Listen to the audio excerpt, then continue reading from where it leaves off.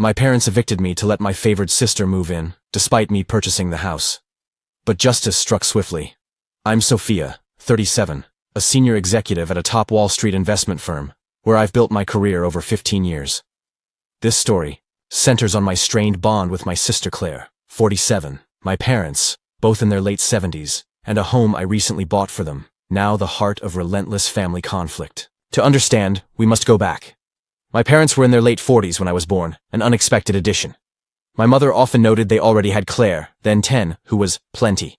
She said this without cruelty, but her tone stung worse. We didn't expect you, she'd remark, while organizing Claire's after-school clubs or preparing her college applications. These casual remarks, constant reminders of my role as an afterthought, colored my childhood. If not for my maternal, grandparents' insistence, I might not exist. My parents viewed me as an unasked-for burden, though they were elated at the prospect of another grandchild. From the start, I was peripheral in their lives. Each morning they'd drop me at my grandparents' with a ritual. My father, keys clinking, would tell my grandfather, "You wanted her, she's yours." My grandparents' home became my sanctuary, where I felt truly cherished. They fed me, cared for me, fetched me from school, aided with homework, and took me to playgrounds. I spent hours with my grandfather, a retired physics professor, learning logic and puzzles. Numbers don't deceive, he'd say. They tell truths people hide. These lessons later shaped my career in ways I couldn't foresee.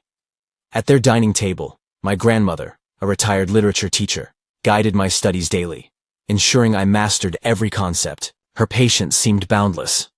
"Learning is yours forever," she'd say firmly yet warmly. She taught me baking as a creative outlet, not a task. Those afternoons discussing school and measuring ingredients precisely became my fondest memories. My parents, often weary and mildly annoyed at the drive, picked me up late. "Sophia," my grandmother would say nightly, hugging me, "you're our greatest gift." In her arms, I could almost forget I was unwanted elsewhere. They were my anchor, providing the love and stability absent at home. My grandfather often added, "The best things in life are often surprises." As Claire prepared for her bright future, I learned to live as an afterthought. My sister barely noticed me. Not cruel, just indifferent. She'd lounge on the sofa, chatting about scholarships or exams, oblivious to me playing with toys in the corner of our shared den. The contrast in how my parents treated Claire and me was stark and unwavering. I'd overhear my mother boast about Claire's triumphs to relatives or friends. Claire aced her exams again. Claire joined the speech club. Claire got into her top university. They attended all her school events, science expos, and speech tournaments. For mine, they cited exhaustion, work, or you get it, right? My grandparents became my champions, attending every event with genuine pride. I hoped Claire's college departure would shift things. As the daughter who stayed, maybe they'd see me. I was wrong. At 14, I went from invisible to housemaid. Sophia, my mother would call before I could drop my school bag. "The house needs tidying. Start with the kitchen." I inherited Claire's chores, plus extras. I memorized the dishwasher's quirks, my daily companion. Cleaning, cooking, and maintaining a home for parents who barely acknowledged me felt like an endless cycle. If I paused, my father would say, "You live here. You must pitch in. Your sister always did." By 14, I graduated to meal prep. The change was abrupt. One day my mother stopped cooking. "You're old enough," she declared one morning. "Have dinner ready when we're home from work." Despite the grueling chores, I kept top grades. My teachers, spotting my knack for finance and logic, urged me to join academic contests. My grandfather spent extra hours teaching me advanced concepts, his pride evident. "You're a natural. Don't let anyone say otherwise." College was my escape dream. Nightly, after chores, I'd browse university sites, imagining campuses far from endless tasks and cold silences. My hard work paid off. Despite home duties, I earned straight A's, and at 16, acceptance letters arrived from elite colleges, some with renowned economics programs. Then came Claire's engagement. One Sunday, she burst in, towing a polished man. "Mom, Dad, this is Ethan, we're engaged," she squealed. It was like a jackpot announcement. My parents leaped up, my mother teary with joy, my father dialing relatives. "We'll pay for it all," my mother vowed, hugging Claire. "Our eldest's wedding must be flawless." For months, our home buzzed with wedding plans, venues, menus, decor. Money flowed freely for lavish dresses and premium vendors. My grandparents attended but seemed unimpressed by the opulence. My grandfather frowned at a gilded centerpiece. My grandmother sighed at a floral arch, likely costlier than a semester's tuition. They likely sensed what was coming, but stayed silent. Though, day I got my acceptance letters, I shared the news at dinner, 3 envelopes before me, heart racing. That's great, my mother mumbled, eyes on her plate. But we can't afford it. We used our savings for Claire's wedding. Even took a loan. I stammered. But you paid for Claire's college. Barely whispering, my mother snapped. That was different. We saw promise in her. The silence was crushing. Get a job, save, take loans, my father said between bites. That's what adults do. I'd never left the table unexcused. Hands shaking, I called my grandmother. Minutes later, I was sobbing at their familiar door. My grandfather's face tightened as I recounted, a glint in his eyes I couldn't read. They exchanged a glance. Sophia, he said, taking my hand. We've saved for your education since you were born, expecting this. He fetched a folder from his office, revealing bank statements of years' savings. Pick any school. We've got you. That night, I packed essentials and moved in with them. When I told my parents, they barely looked up from the TV. Do what you think's best, my mother said, eyes fixed on the screen. Was that relief in her tone? The years after transformed me. I enrolled in a top business school for financial economics. Witnessing my parents' fiscal mismanagement fueled my drive for precision. Professors noted my zeal and skill. For the first time, beyond my grandparents, someone saw my potential. True potential. I landed prestigious internships at major banks. Each summer brought new challenges and growth. Senior executives praised my precision and insight. At Goldman Sachs, my manager said, "You've got a sharp instinct. We want you back." I focused on school, rarely thinking of family, save for grandparent calls. After graduation, a leading firm hired me. The starting salary stunned me. I rented a modest, safe 1-bedroom, grateful to cook only for myself. My career soared with promotions and bonuses beyond my childhood dreams. In 5 years, I reached a senior role, managing complex portfolios and key clients, earning a reputation for strategic clarity. Meanwhile, my grandparents' occasional updates revealed Claire's advertising career faltering. Her husband, Ethan, struggled jobless. They constantly leaned on my parents for cash. Your mother drained her pension last month for their bills, my grandmother said. They can't refuse her. Things worsened. Despite aid, Claire and Ethan couldn't afford rent. They, with their 7-year-old twins, moved into my old room.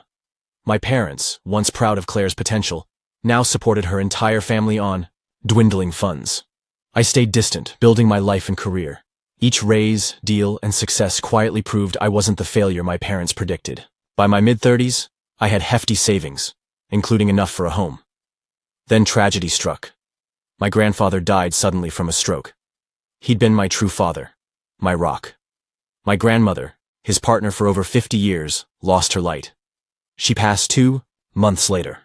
They were my real parents, and their loss shattered me. At my grandmother's funeral, I heard my mother behind me. Sophia, need help with arrangements? She looked frailer than I recalled. Part of me wanted to snap, but her weary face stopped me. Sure, I said. That'd be nice. Over days planning the service, they opened up. We're struggling, my father admitted over coffee. Retirement's tight. He mentioned Claire's twins, hinting at their burden. I learned Claire's family still lived with them, draining their income. A week later, at the will reading in a paneled office, tension hung heavy.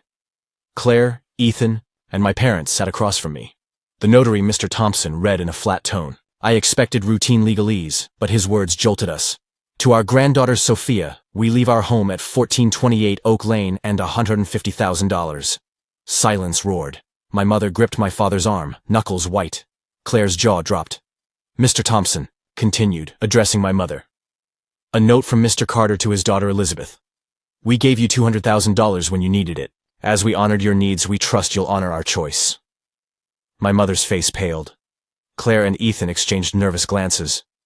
My father stared down.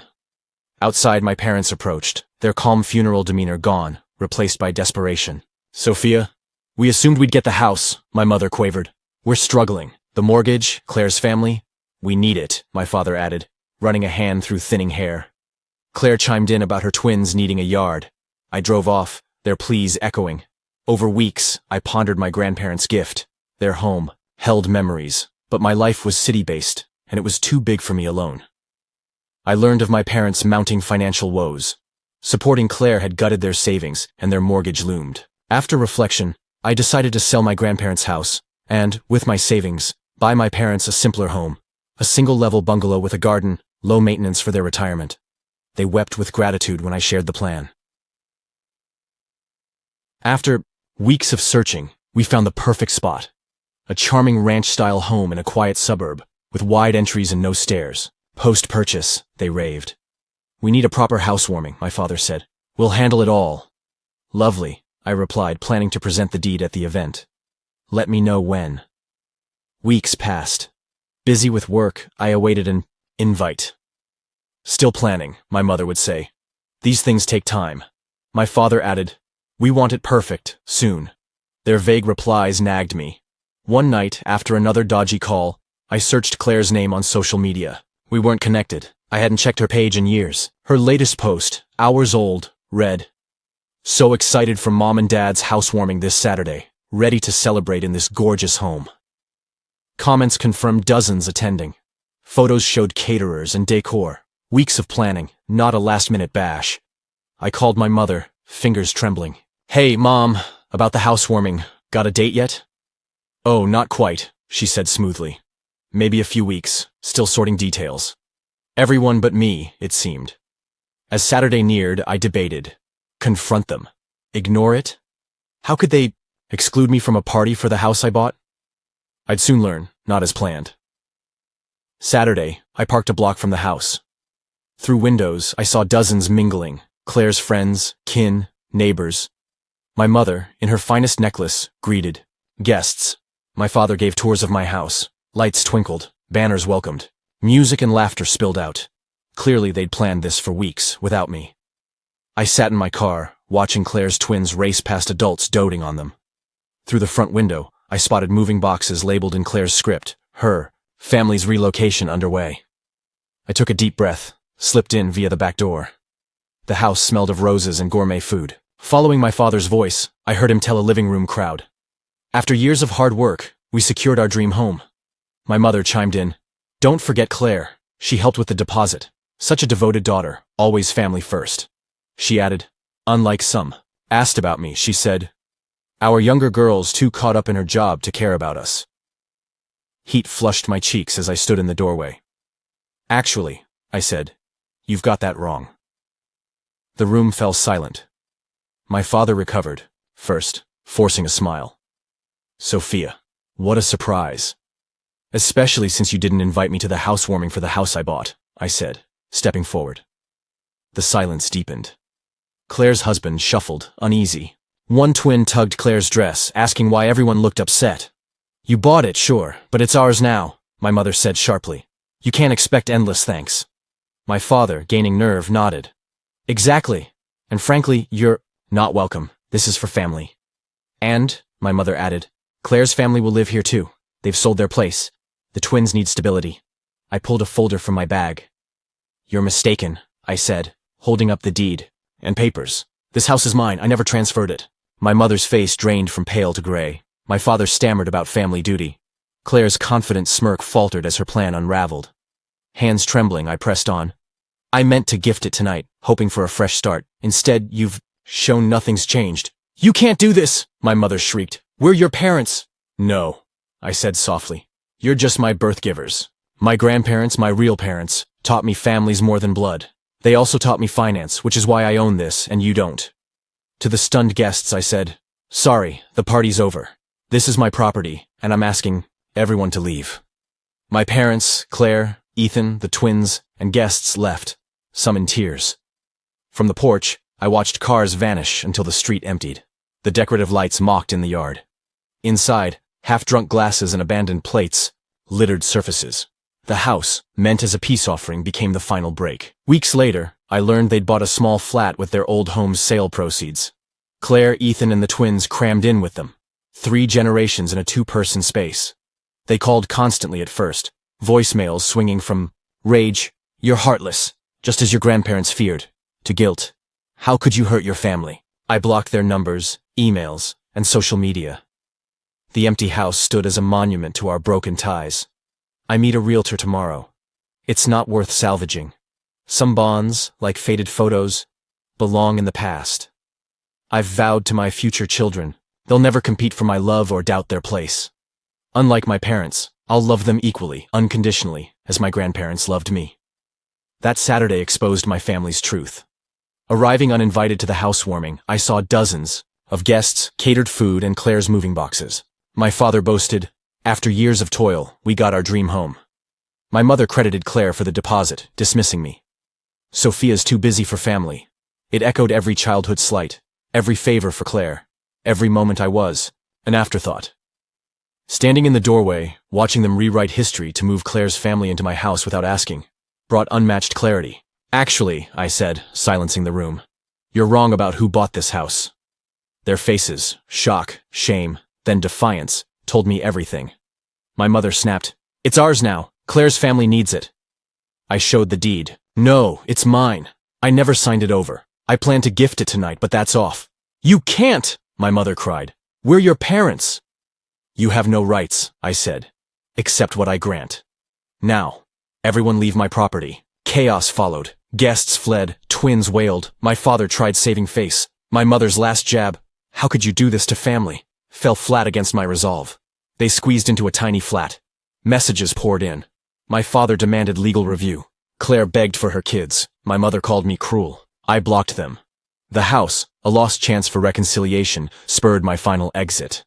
A month later, I sold it, investing in my future. Some ask if I'll forgive or rebuild. Forgiveness doesn't mean rekindling toxicity.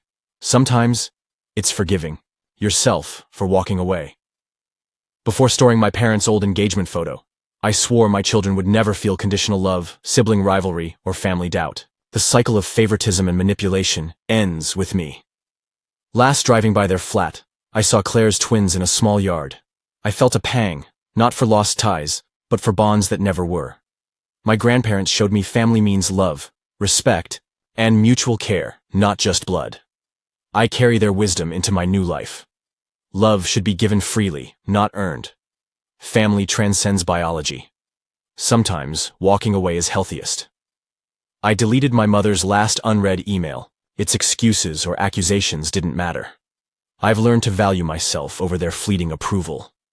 Their version of family has no place in my future. New horizons await, free from chasing love from those who can't offer it. My grandparents taught me true family. I'll build one someday, rooted in mutual respect, boundless love, and equal worth. The era of being the family afterthought is done. Writing my own story is just the start.